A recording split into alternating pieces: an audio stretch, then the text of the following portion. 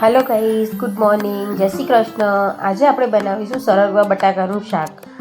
સરગવાનું શાક ખાવામાં ખૂબ જ ટેસ્ટી અને ખૂબ જ હેલ્ધી હોય છે. સરગવાનું શાક બનાવવા માટે આપણે પહેલાં એક કઢાઈ લઈ લઈશું. કઢાઈમાં તેલ એડ કરી દઈશું. તેલ ગરમ થઈ જાય પછી 1 ચમચી રાઈ એડ કરી દઈશું. 1 ચમચી જીરું એડ કરી દઈશું. સમારેલા બટેકા એડ કરી દઈશું. મીઠા લીમડાના પાન 7 થી 8 નંગ એડ કરી દઈશું. હવે સરગવો આપણે એડ કરી દઈશું. હવે એકવાર આપણે શાકને હલાવી લઈશું. હવે આપણે બધા બેઝિક મસાલા એડ કરીશું. હવે આપણે 1 ચમચી મરચું એડ કરી દઈશું. 1 ચમચી હળદર એડ કરી દઈશું. 1 ચમચી મીઠું એડ કરી દઈશું. 1 ચમચી ધાણા જીરું એડ કરી દઈશું. બધા મસાલા એડ કર્યા પછી આપણે એકવાર શાકને હલાવી લઈશું. હવે આપણે 1.5 ગ્લાસ પાણી એડ કરી દઈશું.